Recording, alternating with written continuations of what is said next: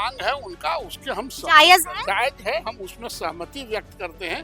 और जितना हो सकता है सदन में, वो सड़क पर लड़ते हैं, हम लोग सदन में लड़ते हैं। स्कूलों को सुचारू रूप से चलाने के लिए, उनकी मान मर्यादा को बचाए रखने के लिए कार्रवाई हम लोग करते हैं। भरोसा नहीं है अपने शिक्षकों बात पर। भरोसे का नहीं है, बात पढ़ाई का, बात सिलेबस का कोई नहीं करता। नमस्कार, हमारा नाम है समरीन और आपने देखना शुरू कर दिया है लाइव सिटीज। देखिए, आज 29 नवंबर है और आज शीतकालीन सत्र का आखिरी दिन था।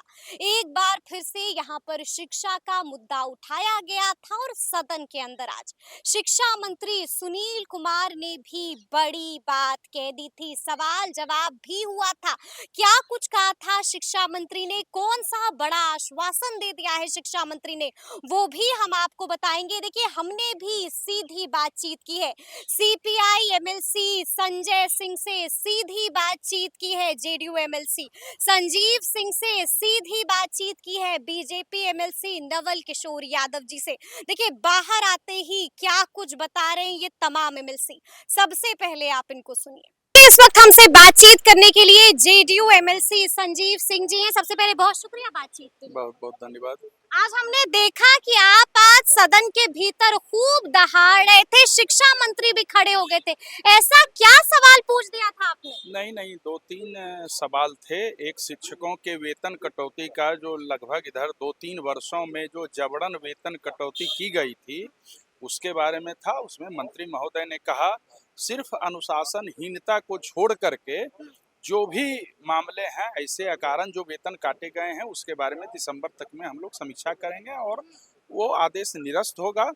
हम लोगों ने उस पर दबाव दिया। शिक्षा मंत्री ने कहा कि हम लोग इसकी समीक्षा करेंगे और आदेश जो है वो निरस्त होगा। जी। और दूसरी बात, जो कि ये जो सेवा निरंतरता का मुद्दा है, सक्षमता जो परीक्षा दिए थे नियोजित शिक्षक, उनको भी सेवा निरंतरता का लाभ मिले, वरीयता का लाभ मिले।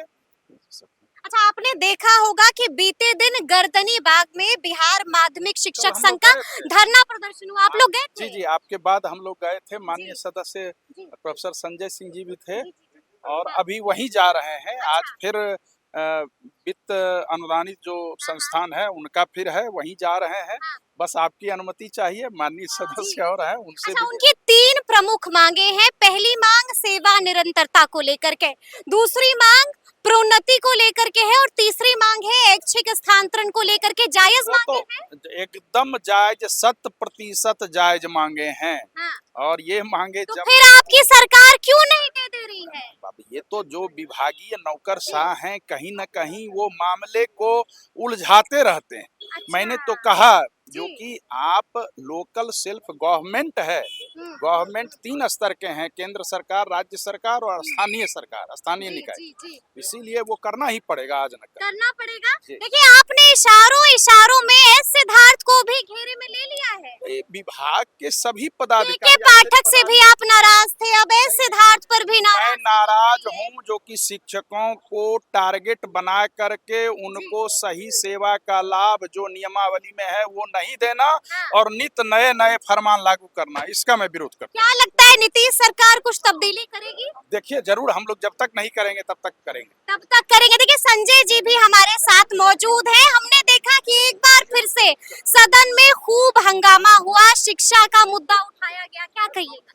बिल्कुल उठाया गया। जब विभाग शिक्षकों के मुद्दे को उलझा कर रखेगी तो उनके प्रतिनिधि तो सदन जब चलेगा तो उनके सवाल को उठाएंगे और वो उठे हैं, चाहे वह सेवा की निरंतरता का सवाल हो, चाहे प्रमोशन का सवाल हो, ये सारे सवाल मजबूती से उठे। आपने क्या सवाल पूछा था? कई सवाल है। एक सवाल जैसे सेवा की निरंतरता का भी सवाल था, प्रोन्नति का भी पिछले सत्र में भी उठाया गया था, और वह समय पर अलॉटमेंट के बाद भी नहीं दिए जाते हैं। साथ ही साथ जो बकाये की राशि है वह अलॉटमेंट चला जाता है जिलों में और वह समय पर भुगतान नहीं होता है। होता भी है तो भ्रष्टाचार उसमें शामिल है, पिक एंड चूज करके होता है। हमने इन बातों को भी मंत्री जी को अवगत कराया तो कि शिक्षा मंत्री ने कोई जवाब दिया या नहीं दिया? वो समीक्षा करेंगे। उन्होंने आश्वासन दिया है कि हम समीक्षा करेंगे। ये स्कूल टाइमिंग वाला आश्वासन तो नहीं है ना? स्कूल टाइमिंग वाला आश्वासन जी। इसलिए नहीं मैं मानता हूँ कि स्कूल भले देर हुआ लेकिन 9:30 से 4 तो 10 से सरकारी 4 अब भी लगातार विपक्ष के नेता मांग कर रहे हैं कि 10 से 4 करने में क्या हर्ज है? तो कोई हर्ज तो नहीं है, हम भी मांग करते ही रहे हैं, लेकिन ठीक 9 बजे से 5 बजे तक की जो समय सारणी जो शुरू की गई थी के पाठक जी के रिगिंग में, उसके पहले स्कूलों की समय सारणी 9:30 से 4 ही थी। इसलिए हम लोग जब विभाग ने किया है तो इसको हम लोगों ने स्वीकार किया है कि चलिए, लेकिन उसमें एक सवाल जरूर जुड़ा हुआ है कि सैटरडे जो हाफ डे होना चाहिए वह हाफ डे करके न करके फुल डे रखे हुए हैं। ठीक है। इसको भी हमने सदन में इस पर सवाल उठाए हैं। मंत्री जी ने आश्वासन दिया है कि हम इसकी समीक्षा करके उसको भी जल्द फैसला आ दिसंबर में जाएगा। दिसंबर में दिसंबर में ही बोले फैसला हैं आ मंत्री जी जाएगा। ने दिसंबर में जी। इस पर हम निर्णय लेने का आश्वासन दिया। तो देखिए इस वक्त हमसे बातचीत करने के लिए बीजेपी एमएलसी नवल किशोर यादव जी हैं। सबसे पहले बहुत शुक्रिया बातचीत थैंक के लिए। यू। जी, सबसे पहले तो हमने देखा कि आज एक बार फिर से आपने नियोजित शिक्षकों का मामला उठाया है। क्या कुछ कह रहे थे आप? नहीं, नियोजित शिक्षकों को जो राज्यकर्मी का दर्जा मिला वो तो उसमें वो परीक्षा दिया 1,85,000। उनको जो अब नियुक्ति कर रहे हैं, जो उनके पदस्थापन कर रहे हैं, तो उनके पुराने जो 15 साल 20 साल 10 साल का जो उनका कैरियर था, जो स्कूलों में शिक्षण दिया था, उस कैरियर को आप नहीं जोड़ रहे हैं, जिसके वजह से बीपीएससी के टीचर सीनियर हो जा रहे हैं। जो डायरेक्ट आए हैं, जो जूनियर थे वो सीनियर हो जा रहे हैं, और जो सीनियर है वो जूनियर हो जा रहे हैं। ऐसा नहीं करे सरकार, उनके जो अनुभव का लाभ है उसमें जोड़े।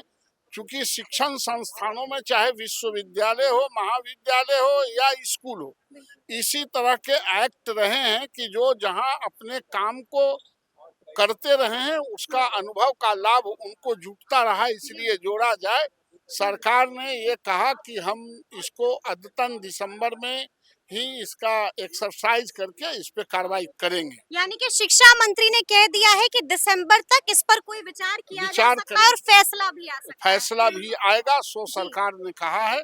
हाँ। और उचित भी है। आपने उसी टीचर को, नियोजित टीचर को आप हेड मास्टर बना दिए, उसका अनुभव का लाभ देख के 8 साल और 10 साल देख के आपने अन्य सेवाओं में भी शिक्षण संस्थानों में उसके लाभ दिया है।